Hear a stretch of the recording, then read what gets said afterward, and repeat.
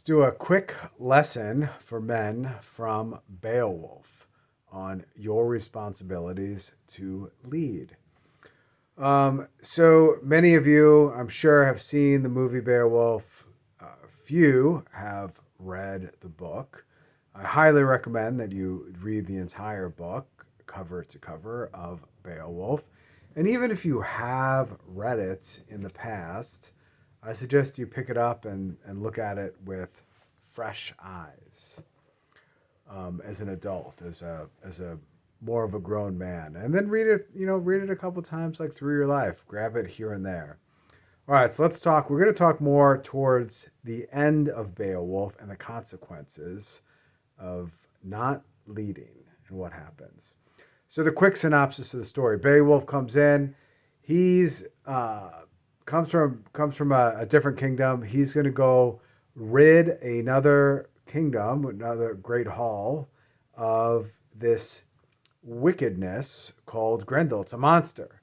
It's a monster called Grendel that prowls about the night of this king's hall and murders. That's kind of like deception, deceit, and it's plagued the great hall for many, many years. So Beowulf takes it upon himself. He sails there. He comes there. He's like, "Hey, I'm gonna defeat this monster." And he's like, "Not only am I gonna defeat this monster, but I'm gonna defeat this monster barehanded." So he kills Grendel. Cool. Next, then he goes and he's got to go contend with Grendel's mother.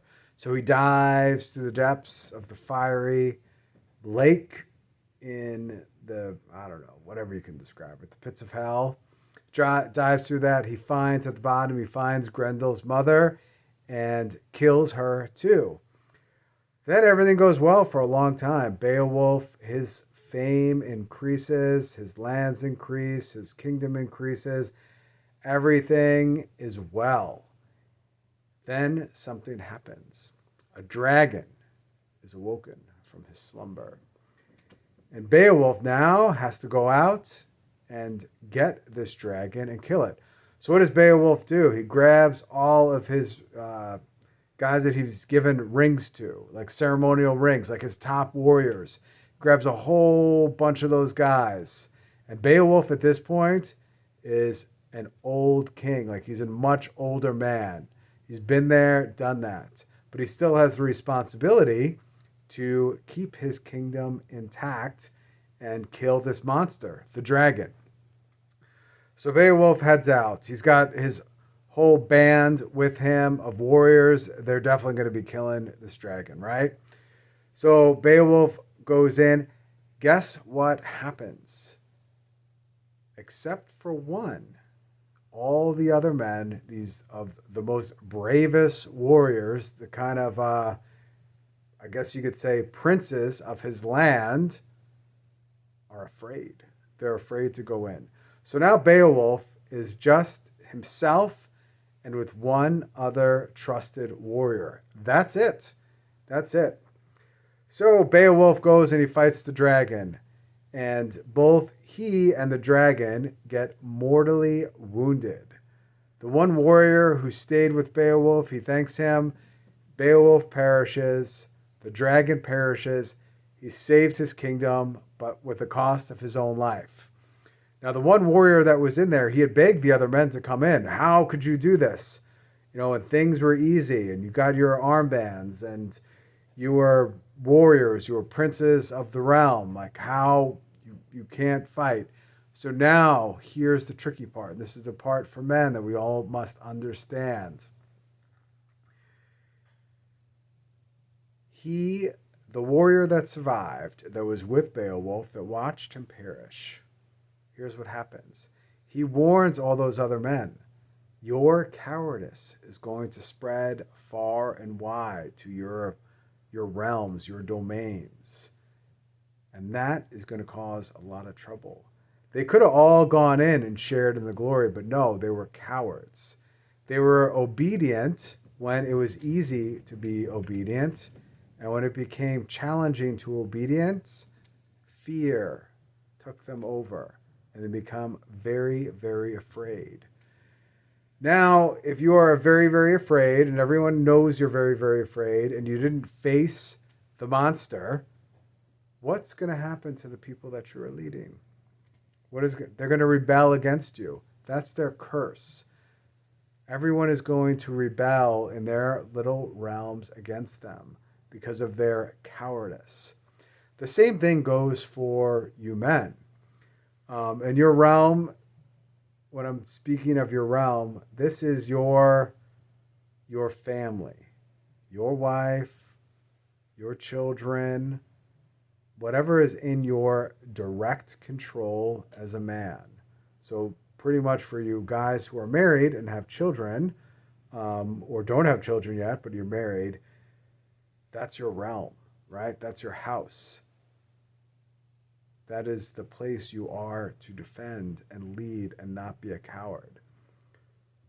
And there are consequences for every cowardly act that you make. And this could be a fearful, cowardly act even to your wife. Maybe she becomes irrational and you cower and decide that it would be better to concede your position, even though it's the right position, the best for the family, the best for your wife. You concede that position. That's one giant misstep. And she's not going to trust you when you're conceding your position. Maybe you don't have a position to begin with. That's even worse. You are a man who doesn't even have any creed, so to speak, to stand on, and you just roll over and concede.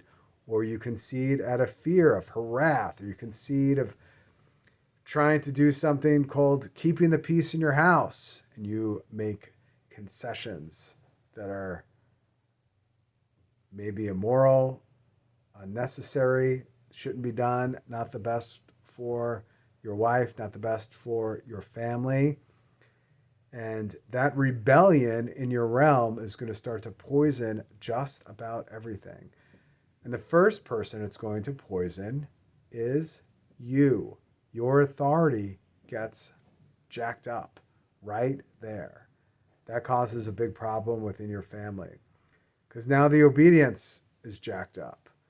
So first I would say, guys, is understand that there are consequences to every single one of your actions. Even if you are afraid, there are consequences. And a lot of guys will try to cloak their fear, or they will cloak their uncomfortability with disagreement, and they will kind of rationalize it and say, well, I'm doing the best for my wife, or this is what she needs, even though they know it's the wrong decision for everyone, for you, her, the family, everything in your realm. They'll just go ahead and let that unfold, and that is cowardly.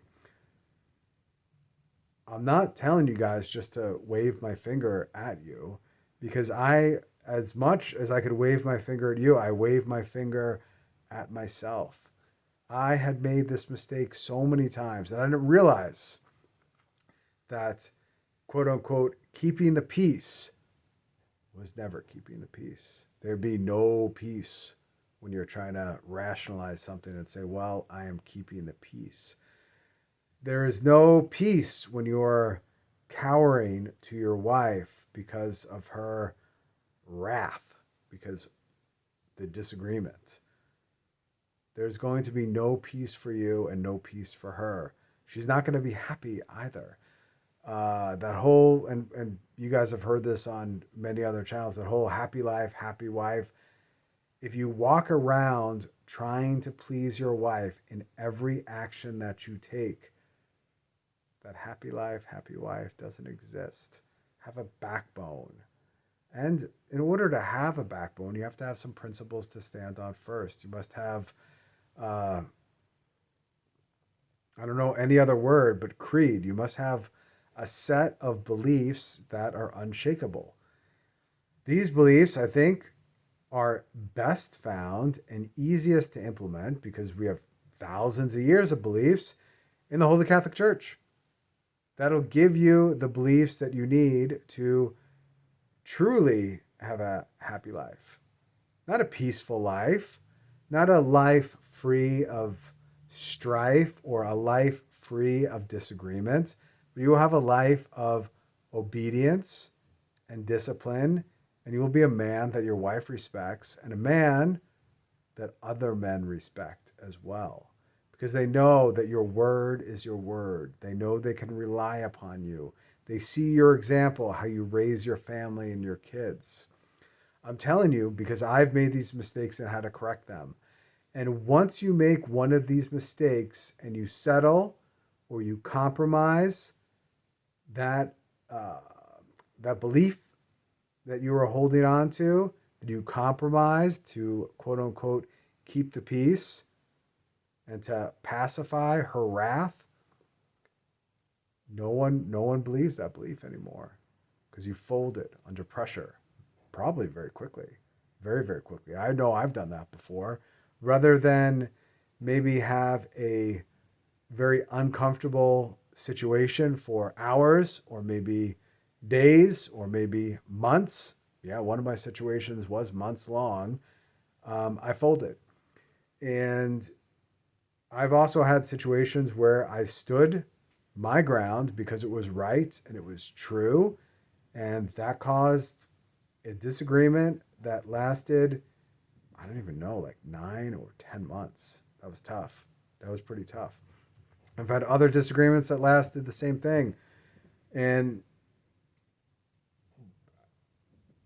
many, many disagreements. Many, many. So many.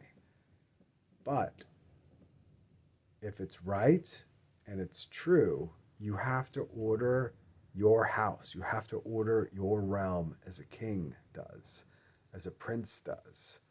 Otherwise, there will be a mutinous upheaval. And you will never be able to quell that mutiny again without a ton of time and effort. And each time that you kind of abandon the king, you abandon the fight, you abandon going in to kill the dragon, that dragon gets bigger and bigger and bigger every single time. And maybe that's your wife, and maybe that's a child of yours, or maybe that's all of your children. But every time you compromise and you don't do the right thing and what is going to be best for everyone in your realm, you feed that monster. And that monster will only grow stronger and stronger and stronger. And maybe one day it'll just overpower you. And then it'll be the end of you. That means your marriage will come toppling down, or your relationship with your children will come toppling down, or there'll be no authority or discipline within your house and your realm. So think about that, guys. And I'm making this video as much for you as I am for myself, of things that very uncomfortably I corrected. And I want you guys to correct those things too, because that fiction, that narrative of just keeping the peace and happy wife, happy life, and basically conceding on every single point, that's not good. It's not masculine. That's actually gross. And it's a disservice. The other thing too is, if you are religious, you are going to be answerable. God's going to ask you for an account for your children and for your wife. All the things you didn't do, all the things you did do, all the things you conceded, all the times you led them in astray because of your cowardness, because of your weakness. So cultivate your realm, and that's it. So, quick lesson from Beowulf. If you like this, whatever, like it, subscribe, share, out.